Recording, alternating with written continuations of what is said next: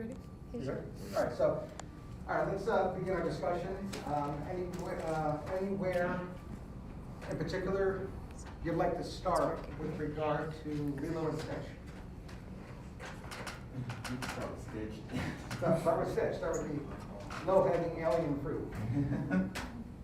What do you got? Let's see. I wanted to give him intermittent explosives. There's a lot of that going on. Just because, honestly, because I wanted to give him conduct too. But the reason why I'm leaning more to intermittent explosives other than conduct is just because near the end of the movie and like by the end of the movie, there's only a couple of days that's passed, honestly.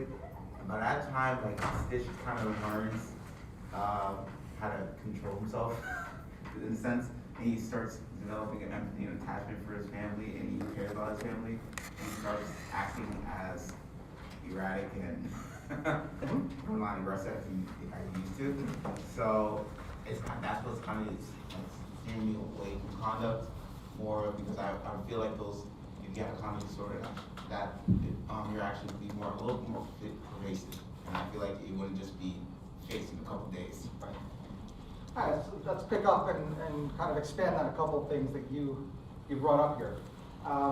So in identifying Stitch's impulsivity, which may in fact be clinically significant, what if you had to answer in 25 letters or less, what would you tell us the cause of it is? Obvious that the cause of this, like, His impulsivity, or clinically significant? It was engineer. It was It was engineer. engineer, right? It was engineer. Absolutely. Any other answers? Again, I think what I want you to think of with regard to rendering an opinion on any behavior, whether it's normal or abnormal, is that it is always the result of biopsychosocial factors. Now, in our case, because Stitch is engineered, I think our initial focus has to be towards the biological determinants of behavior. And psychosocial, not so much, until we identify behavior towards the end of this film. And then the psychosocial factors, I think, play a much larger role. But always biopsychosocial. And I think from the context of the plot of Lilo and Stitch, we could further synthesize this, where bio equals nature, psychosocial equals nurture, and now we have a nature versus nurture discussion on our hands. What is more important when it comes to the determinants of behavior? Nature versus nurture. Now again, as clinicians, especially those that are trained at RWJ medical school, you're going to say yes.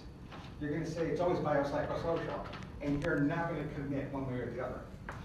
Unfortunately, when we look at specific cases, fictional Stitch, and then non-fictional, and the one that the literature often points to is the case of Clifford Olson, who was a known serial killer that appears to have had very little impact of psychosocial stress related to his serial murders. Good family, loving mother and father, good school, friends. It's not the case history we expect. It's not the case history we see in Kemper or Manson or Yeaton. Right? But Clifford Olson reminds us that there might be biological determinants of behavior that prevail for an individual case. And is this what we're talking about now related to the fictional case of Stitch? So that's just one of the things we have to consider here. By the way, I think I may have given this away to some students.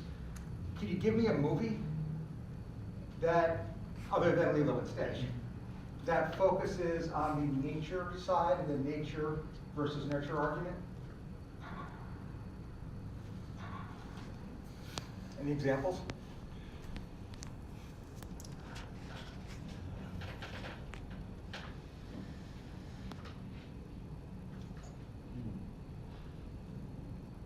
A few come to mind. Number one is any movie that portrays the son or daughter of Satan.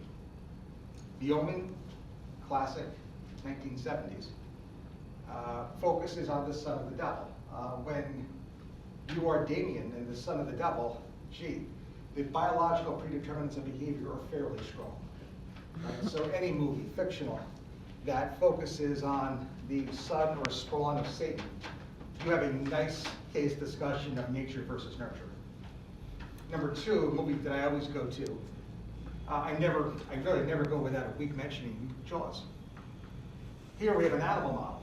I mean, nature's number one killing machine. Nature's number one killing machine. So animal model. And then the one that I certainly want to expand on just a bit is The Bad Seed. The title gives it away, 1956 production by William Marsh. Classic, black and white.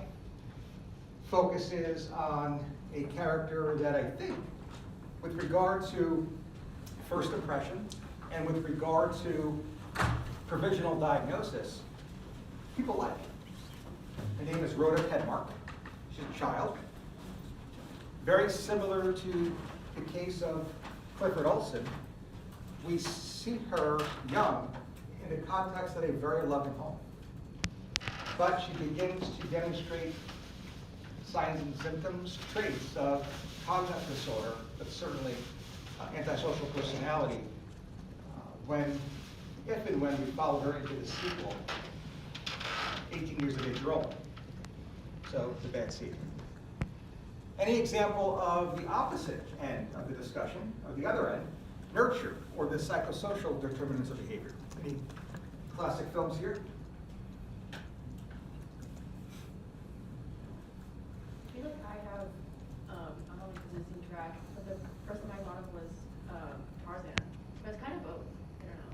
Because he's like a human side that he eventually goes to, but then he's been raised by apes. So, I'll buy it. yeah. Yeah, I'll buy it. I like it. Tarzan, any others?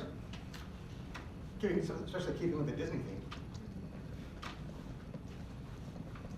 I think the classic film, the film that's actually sometimes shown feature length in Psych 101 courses, but at least clips, is A Clockwork Orange. This is Stanley Kubrick's adaptation of an Anthony Burgess novel of the same name that follows the antagonist, Alice DeLarge, who, number one, fits clinical diagnosis of antisocial personality as well as psychopathy, for which psychosocial determinants are deemed to be central. So much so that the movie employs adversive behavioral techniques to undo the behavior. So it's all learned, psychosocial. I think the behaviorism that is portrayed in this film, the adversive conditioning, is referred to as the Levigo technique, which is a fictional form of classical conditioning. So, all learned behavior, right? So that's learning theory 101, learned behavior, psychosocial. Right? So, those are the two movies I would certainly endorse watching. This is the tangent here. There's another reason why I would endorse watching these movies. Number one, with regard to A Clockwork Orange. Anybody here read the book? The book has an interesting history, 21 chapters. When first written, when published in the US, the initial publication has 20 chapters. They actually, regrettably, leave the 21st and final chapter off by mistake. It looks as if Stanley Kubrick uses the 20-chapter book to adopt a film, or to adapt a film. And suffice it to say, the ending of the film is a strict departure from the end of the book. Not even close. It is noted to be the second most controversial ending in film history as a result. The rumor is that Anthony Burgess never talks to Kubrick again for ruining his life's work. Any guess as to what is regarded as the number one rated controversial ending in film history? Can't see it. in The Bad Seed, mid-production, William March finds out that there's a law in Hollywood that if you as a character kill someone during the movie, you are not allowed to finish the movie alive yourself. Now, this is different than the book that didn't have to abide by such a rule. But mid-production, they begin to hemorrhage money because production stops until March figures out what to do. And what he eventually does, and the ending that he comes up with is regarded as the most controversial ending in film history. So when you have time, back to back, A Clockwork Orange and The Bad Seed, especially since you just watched Lilo Stitch. Both films are classic. Both films depict antisocial personality disorder. Both films take the opposite sides of the biopsychosocial ideology of antisocial personality disorder, with one film being the second most controversial ending ever, only to be outdone by the other. So 4 great reasons to make that a double feature. Do not look up the ending to Bad Seed. You will ruin it for yourself. Hands off. Do not ruin it. Check it out. Watch those movies back to back. All right. So back to our film, being genetically engineered. Experiment is 626, so it doesn't even get a name. Might as well call them The Bad Seed. But again, biopsychosocial theory prevails because at the end of this movie, we do see those psychosocial determinants becoming more important. And what happens, spoiler alert, at the end of this movie. What else about this movie? What else about this character, focusing on Stitch?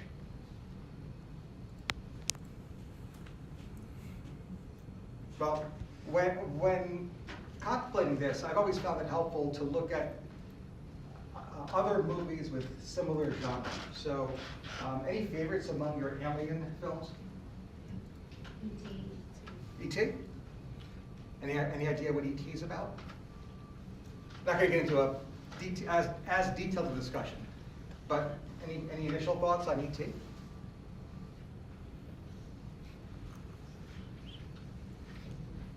Isn't it also about family? A lot about family. Some at least Acquired family, Mhm. or intentional family? Mhm. E.T. Returns Home, right? He goes back home. Okay, so that's the only, I guess, contrast. E.T. returns home, but Stitch finds his home there on Earth. Separation anxiety. Separation anxiety, normal for E.T.? I want to see you end up in a different planet and say no. I don't know if we actually learn E.T.'s age, but then again, I'm going to get into a little bit more detail on this in a second. Not sure it matters.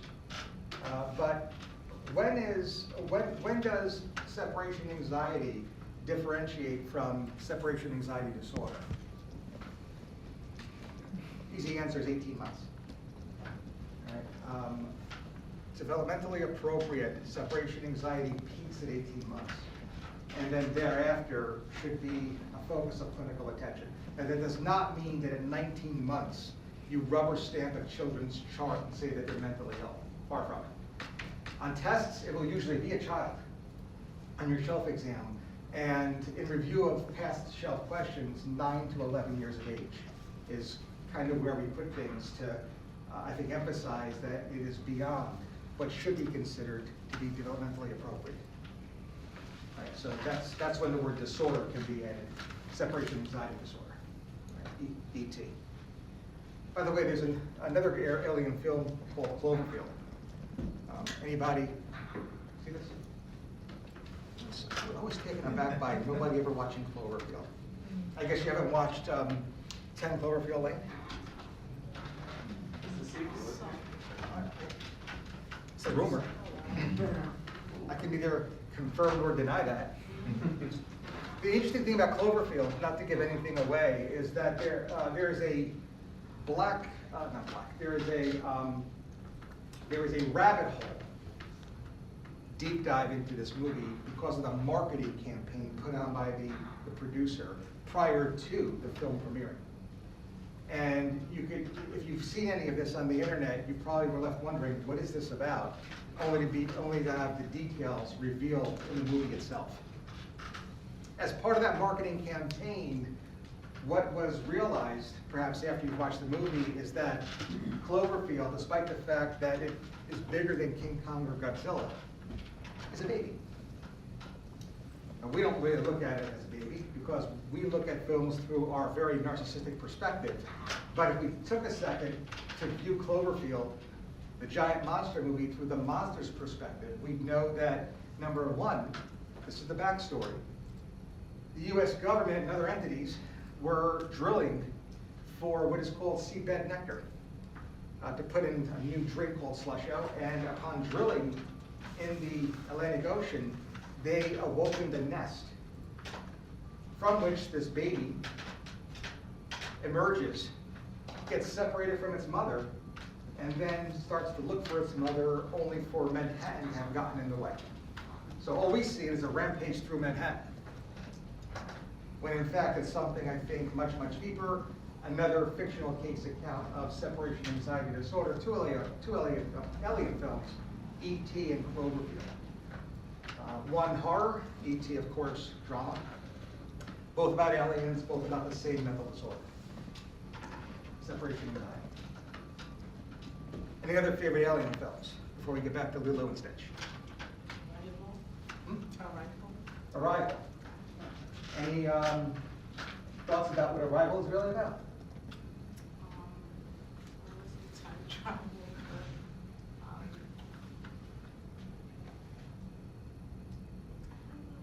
So now, I would endorse this movie. Actually, it's a good movie. And because of the ending, I don't want to give anything away. Suffice it to say that this movie, I think, is very straightforward about family issues. And I'll just kind of leave it generic like that for those of you who want to watch this. All right. Which again, puts us back to Lilo and Stitch. Stitch can definitely be demonstrating aspects of separation anxiety. And certainly, Stitch can definitely be demonstrating sequelae of maladaptive family dynamics, especially with regard to its new family. What other observations have you made? So we've got impulsivity, being genetically engineered.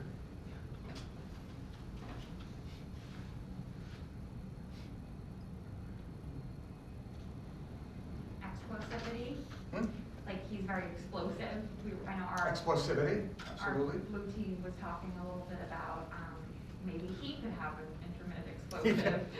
Because there was some period also of remorse after some of his outbursts, or so that's kind of what the impulsive.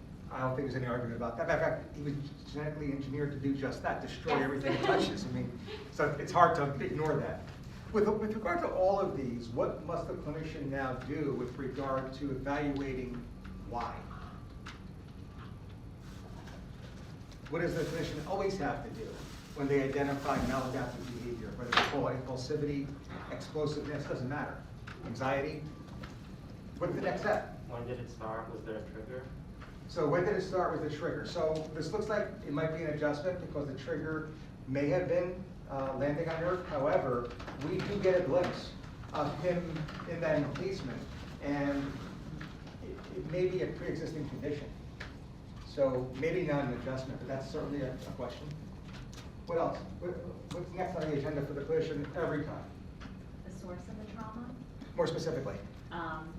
So was there anything traumatic that had happened prior to their symptoms starting, or prior to them having, I guess, whatever response that whatever maladaptive response that they formulated? Yes. You're right. I want two more specific examples that always must be on the clinician's top of the differential for any observed maladaptive behavior. It's always due to a what and a what until proven otherwise. Due to a substance? Or? Medical illness? Right. All right. So let's do medical illness first. This is a little tricky. I know I'm going to be disappointed, but I'm going to do it anyway. Any medical illnesses of concern here, especially if you are a fan of other alien films?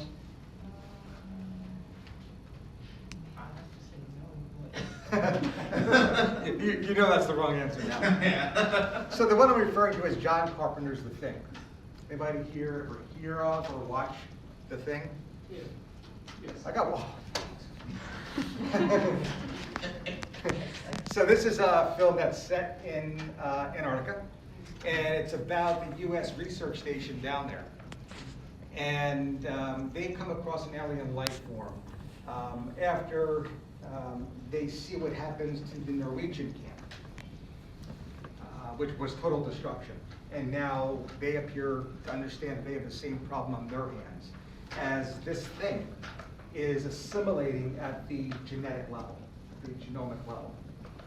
So that's the general idea of the thing. Again, we can look at this creature and choose to view the film, aka case study, through the alien's perspective. And when you do that, what you understand, you've got to read a little bit of the backstory, is that the whole time this creature did what it did to the Norwegians, and now is doing what it's doing to the Americans. All it's doing is try to go to sleep. It's trying to hibernate. And what the Norwegians had been doing, and what now the Americans are doing, is trying to keep it up. Because if it ever hibernates, it's going to leave the continent. And if it does, the scourge will encompass the planet. So the Americans understand what the Norwegians knew, that they have to keep this thing up and kill it, and not allow it to sleep. So this becomes a metaphorical case depiction of a sleep disorder. And might the aliens' agitating behavior be due to a sleep disorder? More specifically, with regard to John Carpenter's The Thing, it is also disclosed that even though we see several days and nights go by with regard to the characters trying to keep this thing awake, track it down and kill it, for the alien, it's one day. So there's a dysynchrony between the alien's internal clock and the day-night diurnal variation of its environment. And what specific type of sleep disorder then is John Carpenter's The Thing really about? The sleep disorder that's due to the synchrony between one's internal clock and one's environment. It's called circadian rhythm sleep disorder. That's what John Carpenter's Thing is really about. Now, if that's true for The Thing, why can't it be true for Stitch? We have no idea what its planet's environment's like and what its biological clock is like. And we automatically assume that the impulsivity and the agitation and the aggressiveness, anxiety, is all due to a mental disorder, but it might be due to a sleep disorder. So it's something to investigate. Other than sleep disorder, what must also be determined with regard to a patient's behavior? I mentioned it before. Oh, substance. Substance. Now, any substance can result in what behavior we identify and observe in Stitch. But there are a few substances that's behavioral intoxication syndrome. Includes belligerence, assaultiveness, psychomotor agitation. So what substances do you think Stitch might be using here? Bath salts. Bath salts, exactly right. That's one of my top three. Is Lilo and Stitch about bath salts? Two more. PCP. Huh? PCP. Absolutely. PCP. And then one more. Methamphetamine's possible. I have that number 4. Cocaine. Same thing, stimulants. The other one that I would consider here, we said synthetic stimulant. Again, cocaine, amphetamine, synthetic stimulant, bath salts. So I put them all in one, but the synthetics are definitely the ones that we consider to be manifesting through severe agitation. So too synthetic cannabis. So I think that would be in our top 3. Let's talk about PCP first.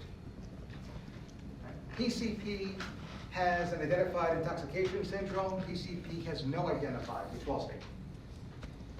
So good news on your exam if you see somebody presenting with an acute behavioral change that looks to be due to the physiologic effects of a substance. You can be rest assured that PCP withdrawal listed in your answer set is wrong. Cross that one out. On the other hand, when you focus on the intoxication state of PCP, really all hallucinogens, including cannabis, there are two forms of intoxication signs. One is behavioral, the other one is physiological. Behavioral sequelae of acute PCP intoxication, we already said it: belligerence, assaultiveness, psychomotor agitation.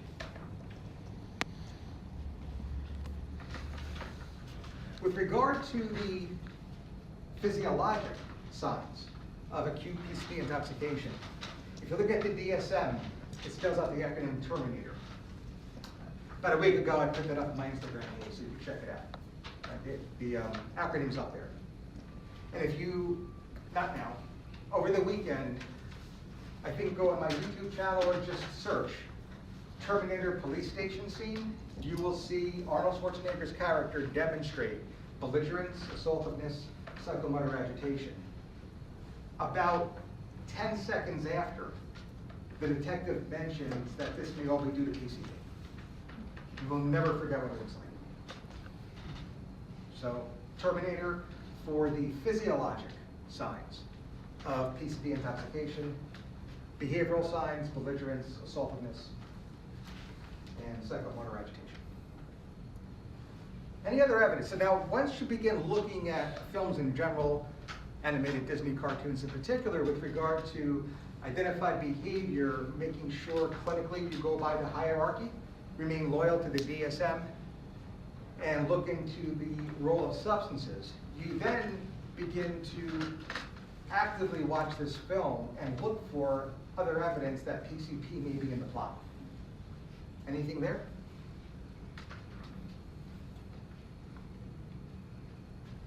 Me neither. And by the way, when you do this, do not tell your significant other who's watching a movie with you that you're doing that. Because you will watch movies alone. Synthetic stimulants, bath salt. Again, in this case, when we look at acute intoxication, we look at this, I think, two-tiered. Number one, the clinician should expect identifying signs and symptoms of stimulant intoxication. But in addition to that, also know that because it is synthetic, because the stimulant, due to its being synthesized, engineered, will be full and irreversible agonists instead of partial agonists, as well as reversible. So full and irreversible lends to the belligerence and assaultiveness, which, in addition to the general aspects and signs of stimulant intoxication, will buy you the diagnosis of synthetic stimulant use, bath salts. What are the general criteria for stimulant intoxication?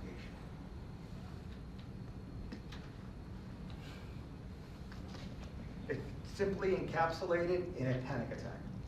Increased sympathetic tone. Clinically indistinguishable from a panic attack, which also means that it is clinically indistinguishable from acute MI. The only thing differentiating an acute MI from panic is myocardial disruption or injury. Right? So somebody who presents on a psych shelf with a heart attack, where the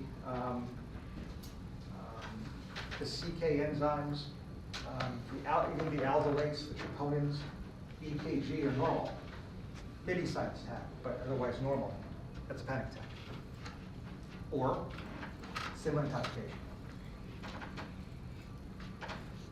Any heart attack or light heart attack presenting without evidence of myocardial ischemia, plus a nosebleed, that's the stimulant. That's cocaine-induced intoxication.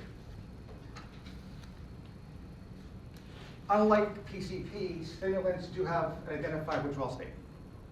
And if stimulant intoxication looks like panic, stimulant withdrawal looks like depression. Right, so just think city caps.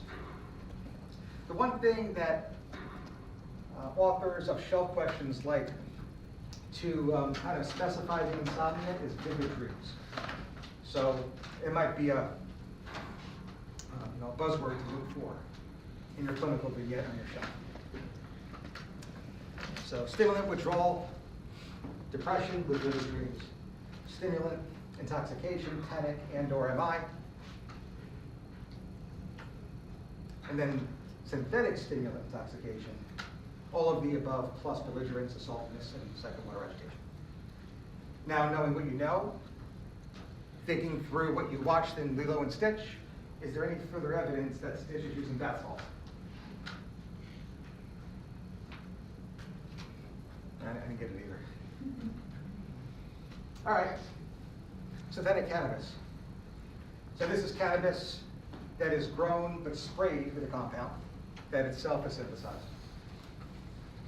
Spice, K2, Black Mamba are the street names that are most popular, several others. And similar to the way you should think through, or you have thought through, what synthetic stimulant intoxication looks like, the same applies for synthetic cannabis intoxication. So take what is routine or organic cannabis intoxication and add the belligerence, assaultiveness, and psychomotor agitation. The signs of cannabis intoxication are THC. That includes tachycardia. H is hunger. And C stands for conjunctival injection. There's two C's really, and cottonmouth.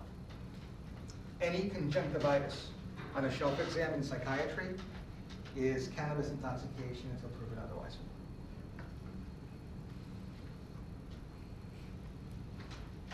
Take that, add the belligerence, assaultiveness, psychomotor agitation, and now you have synthetic cannabis.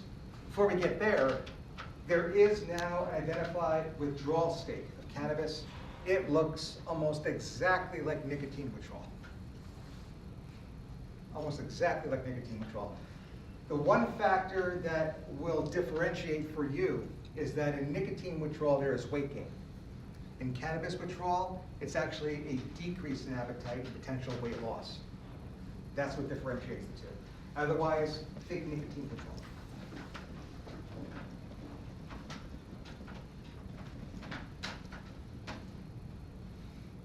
Now that you know what you know, thinking through what you saw, is there any additional evidence that the case of Stitch is due to synthetic cannabis?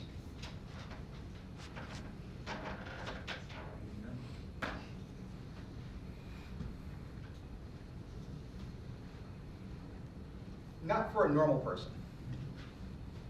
What I found interesting, though, is that if you took his name, his real name, which is 626, you subtracted the date of the movie or when it premiered, it actually equals 24. So 626 minus 602, which is June 6th at its premiere, equals 24. And MN24 is a commonly abused synthetic form of cannabis. It's a stretch, but I love it. Well, Lilo and Stretch. At least gives us a prompt to be able to talk about this movie related to drugs, including PCP, including stimulants and synthetic stimulants, and finally, including cannabis and synthetic cannabis.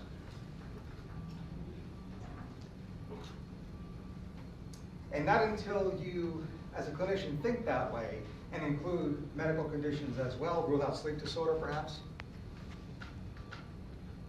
definitively ruling them out, can you then begin to review the different mental disorders that might be characterized by the signs and symptoms portrayed in its main character. That includes the anxiety, the impulsivity, and the assaultiveness. Itself, because it is engineered, also prompts a discussion of etiology, which of course will always be biopsychosocial, but at this point we also have to consider whether or not we have a true bad seed if we have another recreation of Rhoda Penmark, the fictional character, or even perhaps the non-fictional character of Clifford Olson. Only to be revealed at the end that probably not, when psychosocial factors become more prominent. So that's, I think, a formulation of Stitch. Any other characters? Other questions? Thoughts, comments? I was really like, can you make the argument that Stitch has ADHD? ADHD. Yeah. Yeah, I mean, it's hard to say no. He stays the same throughout, doesn't it? Yeah. Yeah, see, because of his age, being so young, I wish we had a child psychiatrist here that would better be able to kind of formulate both ADHD, conduct, and oppositional defiant disorder, which I think would be the differential for a clinician, albeit not by this clinician who's an adult psychiatrist, but you have to leave them in a differential, yeah. Then again, if there was any evidence of stimulant use in this film, we would see, or we would hope to see, if Walt Disney kept, being medically accurate, that it improved the symptoms. But if you, what about caffeine? Because he's now being exposed to caffeine when he drinks soda. Yeah, he has that. He gets the coffee in the bottle, right? Yeah, and the coffee. He does. Yeah, no, it's got to be in a differential, and we'd have to take a closer look, rewatch this. If we do think he's anxious, when those scenes that depict anxiety actually occur, do they occur before the intake of caffeine, that bottle scene, or only after? Yeah, but again, always have to realize the direct physiologic effects of drugs. And caffeine here, I would have piggyback our discussion on stimulants. Right? Caffeine intoxication. Well, first let me talk about caffeine withdrawal. I don't think anybody here will miss caffeine withdrawal in an exam. Right? So it's headache, dysphoria, anxiety, and related symptoms. I think if you yourself have not experienced some form of it, you would likely know someone who has. And because of that, the shelf is unlikely to have caffeine withdrawal as a single best diagnosis. Caffeine intoxication is different though, because it looks very similar to stimulant intoxication minus the MI, minus the nosebleed. There are a couple of criteria that are included in caffeine intoxication that are not part of stimulant intoxication. Number one is diuresis. You're not going to get diuresis in stimulant intoxication. And the other one that you have to consider is a flushed face. Facial flushing, yes for caffeine, not part of the definition of stimulant intoxication. Those are the two that stand out. The other thing that, again, give it a half point, is the type of abdominal distress is different. In one, the stimulant results in vasoconstriction of the gut splanchna, resulting in acute abdominal pain. That's not the case of caffeine. It's more of distress, including bloating and diarrhea. So different quality of abdominal pain. But certainly the facial flushing and the diuresis are in fact part of caffeinism or caffeine intoxication, absent from the definition of stimulant intoxication.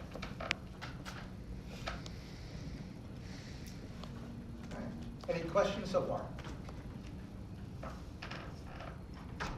Any other characters you want to discuss?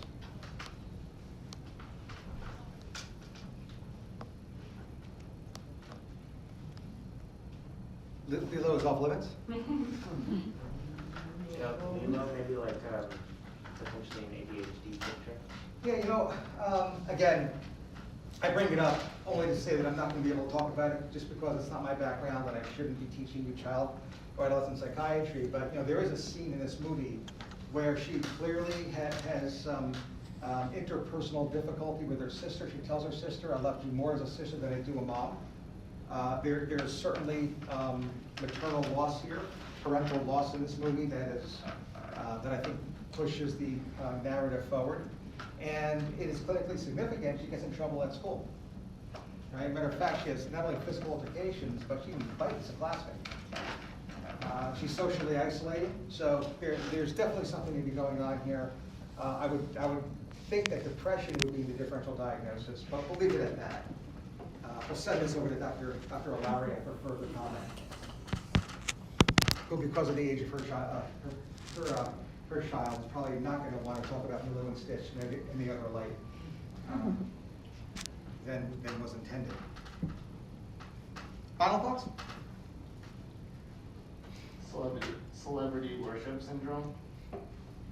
I know. By Elvis. With Elvis, just because she's even describing him as a good character, or what is it, upstanding citizen or something? Uh-huh. It's like, what's Elvis like? That's what an upstanding citizen is. Mhm. Interesting fixation. What's behind that? Now, this we could speak a little bit toward, because this applies to adults as well. What went behind it here? Like So- father figure, maybe? Yeah. Right. And let's say that this behavior that we've now identified is clinically significant, and the individual presents the clinical attention. So we see that there's parental loss, but now seems to be this over-idealization, or that's kind of redundant, idealization, in this case of Elvis, who, by the way, is awesome, so she might be right. But anyway, let's just say that it is causing impairment, so we have to consider this. Where might this go? Especially when you take into account what's happening interpersonally at school. These are borderline traits, right? Idealization, devaluation, splitting. I'd be very, very careful here that this child isn't beginning to utilize splitting in a maladaptive way that might become crystallized and therefore pose risk of a future mental disorder. And we all know what that disorder is likely to be. In Lilo and Stitch 2, this could be a borderline personality disorder that's identified in Lilo, the adult. I don't know if I know there is a sequel. I'm talking about the physician-written sequel. So, yeah, idealization. There's also maybe displacement, where this idealized version towards dad is met with conflict because the id understands that dad abandoned me. That's the way a child may perceive loss. So there's conflict here that can be resolved through the ego defense. And if the ego defense is displacement, the individual, which would include splitting, might idealize an object, Elvis Presley, in such a way so that they can make sense out of these competing feelings they have. Right?